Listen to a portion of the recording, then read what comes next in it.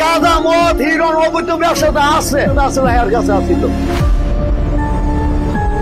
কিছু বিএনপি প্রতিপক্ষ লোকে আমাদেরকে বিভ্রান্তি করছে। উপদেষ্টা এবং উপদেষ্টা বাবা এই ব্যাপারে কোনো জড়িত না। শিক্ষা রানী ম্যাডাম ক্লাসের মধ্যে দিয়ে পুলিশ দিয়ে ধরে নিয়ে যায় থানায়। এই যে আমাদের যে মসজিদরা, এই মসজিদটার এখানে আপনার গেট ছিল, এই গেটটা সে বন্ধ করে রেখেছে ওয়াল দিয়ে। ভূমিদস্যুকারী মোহাম্মদ আলী আমার একটি জায়গা সে জোরপূর্বক দখল করে নিয়ে যায়। আমি আজকে রাস্তা রাস্তা ঘুরতে আসছি, মামলার যে হাজিরা দিব ওই টাকাটা আমার নাই।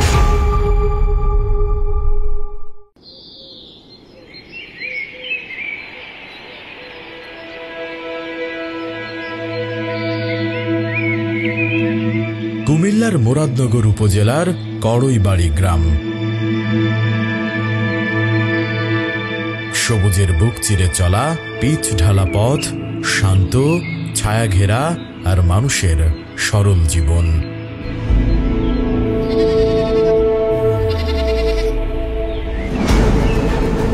গ্রামের প্রাণকেন্দ্র কড়ইবাড়ি বাসস্ট্যান্ড। বাসস্ট্যান্ড ঘিরে তৈরি হয়েছে বেশ কিছু দোকানপাট। লোকজনের আনাগোনায় জমজমাট থাকা ছোট্ট বাজারটি এখন থমথমে, বেশিরভাগ দোকানপাটই বন্ধ।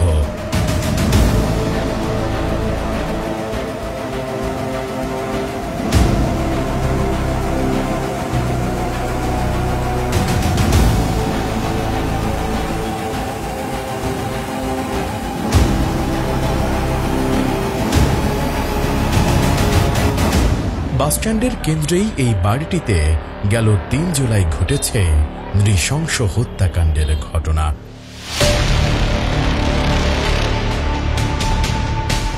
মব সৃষ্টি করে এই বাড়িতেই হত্যা করা হয়েছে রুবি আক্তার ও তার 2 সন্তানকে।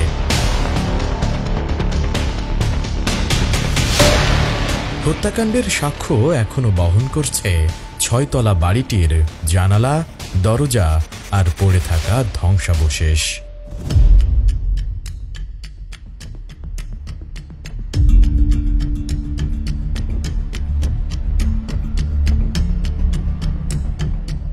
হত্যাকাণ্ডের পর থেকে বাড়িটিতে কেউই থাকছেন না।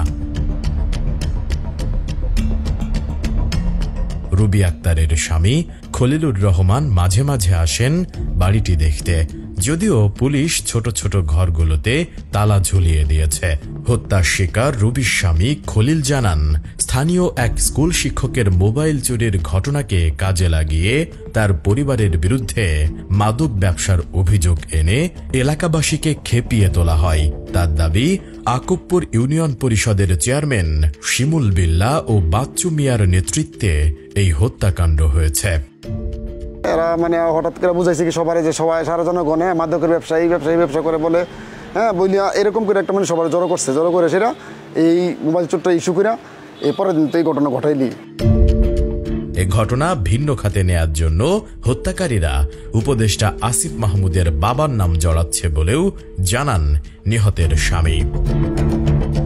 কিছু বিএনপি প্রতিপক্ষ লোকে আমাদেরকে বিভ্রান্তি করছে, বলছে যে এদেরকে নাম দিয়ে তো এরা এই ঘটনাটা ঘটাইছে, সেই অনেক কিছু বলছে। আমরা যা দেখি নাই তা বলবো কিভাবে? উপদেষ্টা এবং উপদেষ্টা বাবা এই ব্যাপারে কোনো জড়িত না। এবার একটু অন্যদিকে চোখ ফেরাতে চাই, জানতে চাই কি নিয়ে দ্বন্দ্ব চলছিল গত ২০-২৫ বছর ধরে, কেন এমন অমানসিকভাবে পিটিয়ে হত্যা করা হলো মা ও 2 সন্তানকে। আর এজন্য আমাদের কথা বলতে হবে আশেপাশের মানুষের সাথে।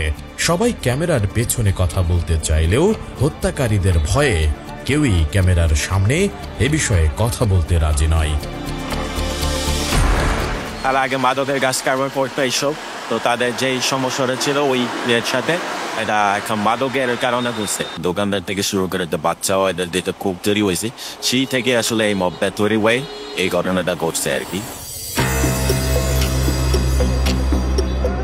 এই মুহূর্তে ক্যামেরার সামনে কথা না বললেও খুনের ঠিক পরপরই দেশের বিভিন্ন গণমাধ্যমে রুবি আক্তারের পরিবারের বিরুদ্ধে মাদক কারবারে জড়িত থাকার বিষয়ে সাক্ষাৎকার দেয় স্থানীয় অনেক মানুষ।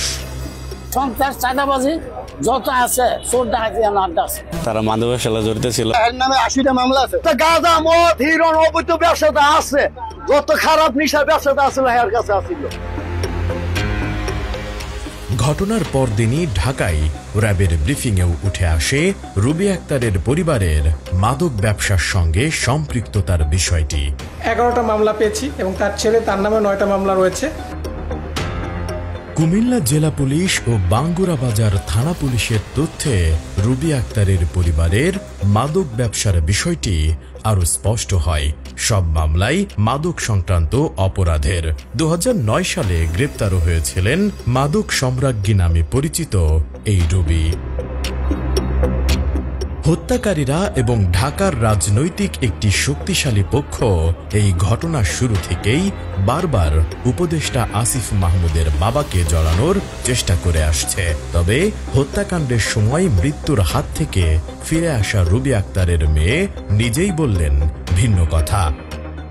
আপনারা যে মামলা দিয়েছেন, এটা আপনার আসামকে শাহ আলম চেয়ারম্যান না অন্য কোনো শাহ আলম? শাহ আলম চেয়ারম্যানই, কাশিমপুরের শাহ আলম চেয়ারম্যান।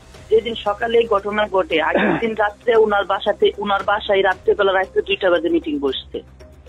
চেয়ারম্যান এবং কি শিমুল চেয়ারম্যান এবং কি যে আনু মেম্বার, এরপরে শরীফ, এরা ইনার পরেই করছে, মিটিং করছে। মিটিং করে এই সিদ্ধান্ত নিচ্ছে যে রামদাও সব রেডি করছে। হত্যাকাণ্ডের ঘটনাটির সঙ্গে স্থানীয় বিএনপি ও অন্যান্য রাজনৈতিক দলের সম্পৃক্ততার প্রমাণ মেলে একটি ফেসবুক পোস্টেও।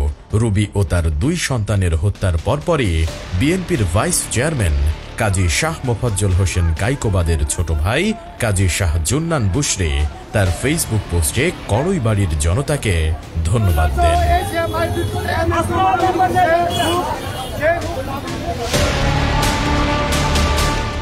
অথচ সামাজিক যোগাযোগ মাধ্যমে কিছু নির্দিষ্ট লোক ও স্বার্থন্বেষী মহল একটি বিশেষ গণমাধ্যমকে ব্যবহার করে এই ঘটনার পরপরই ট্রিপল হত্যাকাণ্ড মামলার প্রধান আসামি শিমুল চেয়ারম্যানের সঙ্গে উপদেষ্টা আসিফ মাহমুদের বাবার একটি পুরনো ছবি ছড়িয়ে বোঝানোর চেষ্টা করা হয়েছে ঘটনার সঙ্গে তিনি আসামিদের শেল্টার দিচ্ছেন। আলোচিত শিমুল চেয়ারম্যানও 5 আগস্ট হাসিনা পালানোর পর শিমুল চেয়ারম্যান সহ স্থানীয় আওয়ামী লীগের নেতারাও পালিয়ে যায়। তবে আসিফ মাহমুদ উপদেষ্টা হওয়ার পর তার বাবার হাত ধরেই তারা আবার এলাকায় ফিরে আসেন। এবার আমরা একটু নিচে নামতে চাই, ছবিটির নিচে, যেখানে স্পষ্ট করে লেখা আছে ছবিটি জুনের 19 তারিখে তোলা, যেটি ট্রিপল মার্ডারের ঘটনার আরো 14 দিন আগের, যা এলাকার উন্নয়ন নিয়ে একটি সরকারি দফতরে বসে আলাপ আলোচনা করার সময় তোলা। 5 আগস্টের পর শিমুল বিল্লার বিরুদ্ধে আওয়ামী লীগের চেয়ারম্যান ট্যাগ দিয়ে পালিয়ে থাকা কিংবা উপদেষ্টা আসিফের বাবার ক্ষমতা ব্যবহার করে চেয়ার টিকিয়ে রাখার যে অভিযোগ প্রচার করা হয়েছে তাও অসত্য। প্রতিবেদনটিতে দাবি করা হয় দেশের সকল আওয়ামীপন্থী চেয়ারম্যানকে অপসারণ করা হলেও বহাল তবিয়ত আছেন শিমুল বিল্লা। বাস্তবতা হল 5 আগস্টের পর সরকার প্রজ্ঞাপন জারি করে দেশের সকল সিটি কর্পোরেশন ও পৌরসভার মেয়র ও কাউন্সিলর এবং সকল জেলা পরিষদের চেয়ারম্যান ও উপজেলা পরিষদের চেয়ারম্যান, ভাইস চেয়ারম্যান ও মহিলা ভাইস চেয়ারম্যানদের অপসারণ করে। তবে ইউনিয়ন পরিষদের চেয়ারম্যান ও মেম্বারদের ক্ষেত্রে এ ধরনের কোনো প্রজ্ঞাপন জারি করেনি সরকার। তবে যেহেতু অধিকাংশ ইউনিয়ন পরিষদের জনপ্রতিনিধি আওয়ামী লীগ সমর্থিত ছিলেন, তাই অভ্যুত্থানের পর অনেকেই জনরোষের ভয়ে পালিয়ে যান। এই সংকট মোকাবেলায় যেসব ইউনিয়নে চেয়ারম্যান কার্যালয়ে অনুপস্থিত থাকছে, সেখানে প্যানেল চেয়ারম্যান অথবা প্রশাসককে দায়িত্ব দিতে পরিপত্র জারি করে স্থানীয় সরকার মন্ত্রণালয়। আকবপুর ইউনিয়ন পরিষদে সরেজমিনে গিয়ে দেখা যায় নেম প্লেটে এখনও চেয়ারম্যান হিসেবে শিমুল বিল্লালের নামই শোভা পাচ্ছে। এ নিয়ে কথা হয় ওই ইউনিয়নের একজন সদস্যের সঙ্গে। তিনি বললেন, স্বতন্ত্র প্রার্থী হিসেবে শিমুল বিল্লাল চেয়ারম্যান নির্বাচিত হয়েছেন। যদিও রুবি হত্যাকাণ্ডের মামলার প্রথম আসামি হওয়ায় বর্তমানে তিনি পলাতক। স্বতন্ত্র প্রার্থী ছিল আনারসের, উনি কোনো দলীয় প্যানেলে ছিল না। 5ই আগস্টের পরে উনি দায়িত্ব পালন করে গেছে 1 বছর, পরিষদ ঠিকভাবে চালিয়েছে ছিল।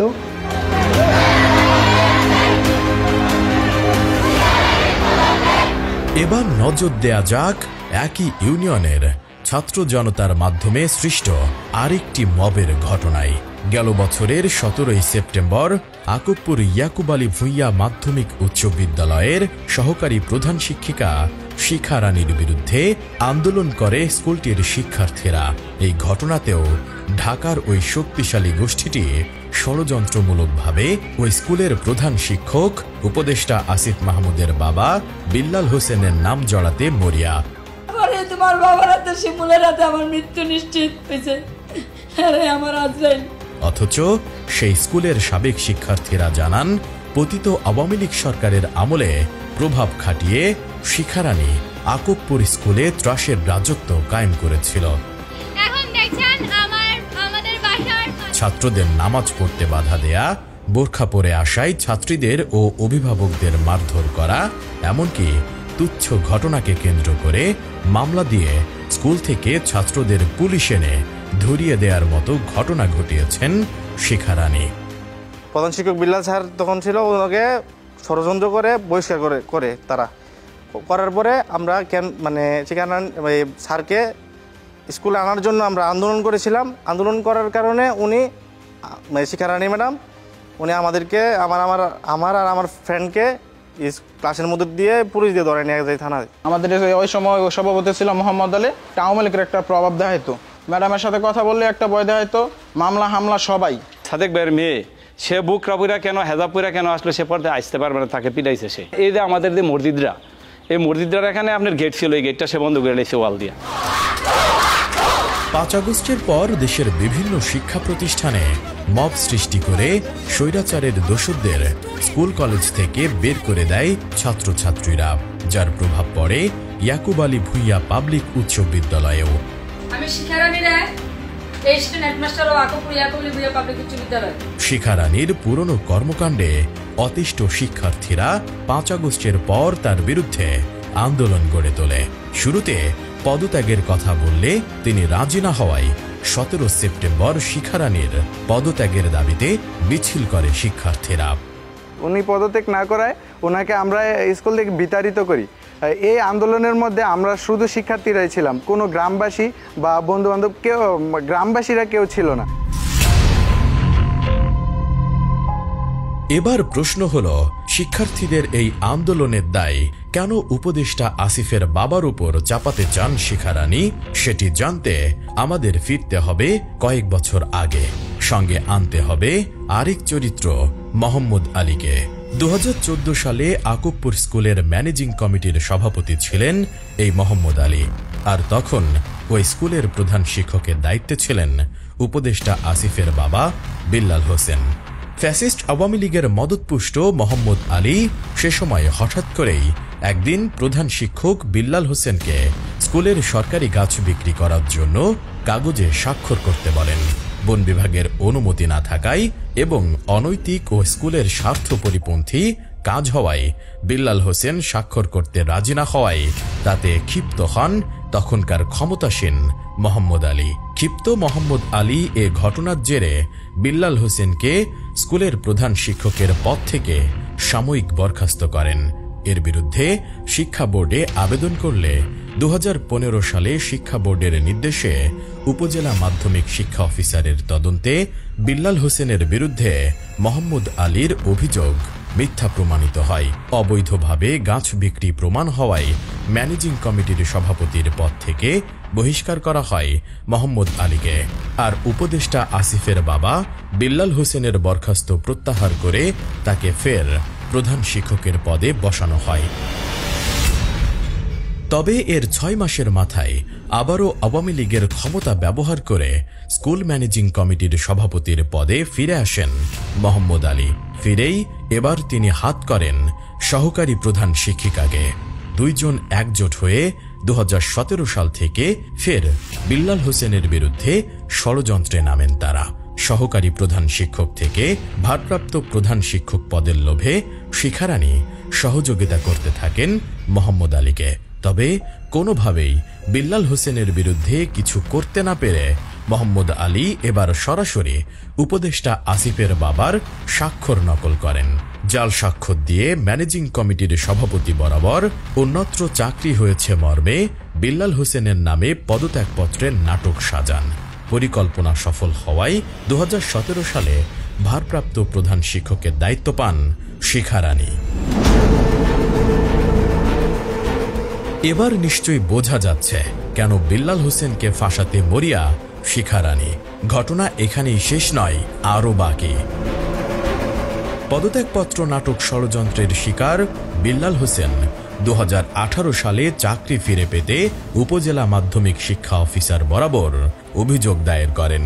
উপজেলা মাধ্যমিক শিক্ষা অফিসারের তদন্তে প্রমাণ হয় অব্যাহতিপত্রের স্বাক্ষর জালিয়াতির বিষয়টি। তৎকালীন উপজেলা মাধ্যমিক শিক্ষা অফিসার বিল্লাল হোসেনকে স্বপদে বহাল করতে নির্দেশনাও দেন। একই বছর মাধ্যমিক ও উচ্চ মাধ্যমিক শিক্ষা বোর্ড কুমিল্লা থেকে উক্ত স্কুলে ম্যানেজিং কমিটির সভাপতি মোহাম্মদ আলী বরাবর চিঠি পাঠিয়ে বকেয়া বেতন ভাতাসহ বিল্লাল হোসেনকে স্বপদে বহাল করার নির্দেশনা দেয়া হয়।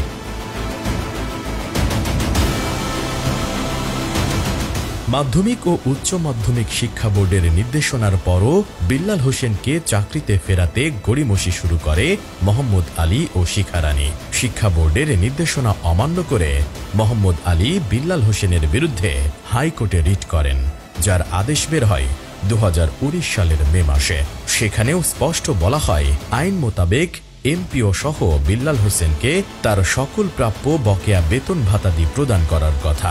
সেই রিট পিটিশনের আদেশ অনুযায়ী 10 দিন পর ফের মাধ্যমিক ও উচ্চ মাধ্যমিক শিক্ষা বোর্ড কুমিল্লা থেকে আকবপুর স্কুলের ম্যানেজিং কমিটির কাছে একই নির্দেশনা দিয়ে চিঠি দেয়া হয়।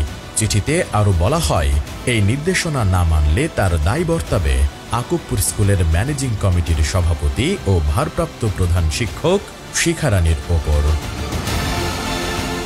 প্রথম রিটের আদেশ পছন্দ না হওয়ায় কুমিল্লা 3 আসনের পতিত আওয়ামী লীগের তৎকালীন এমপি ইউসুফ আবদুল্লাহ হারুনের ক্ষমতায় সেটি অমান্য করেন মোহাম্মদ আলী ও শিখা রানী। দ্বিতীয়বার রিট করেন মোহাম্মদ আলী। 2020 সালের সেপ্টেম্বরে ফের একই আদেশ দেন আদালত।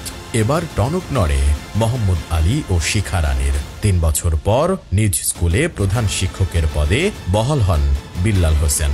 সে সময় তিনি আইন মোতাবেক দীর্ঘ 3 বছরের বকেয়া বেতন ভাতাদি বাবদ 5,25,000 টাকা পান। অথচ নিজের পাওনা এই 5,25,000 টাকাকে স্বাক্ষর জাল করে তোলার কথা বলে বক্তব্য দিয়েছেন মোহাম্মদ আলী।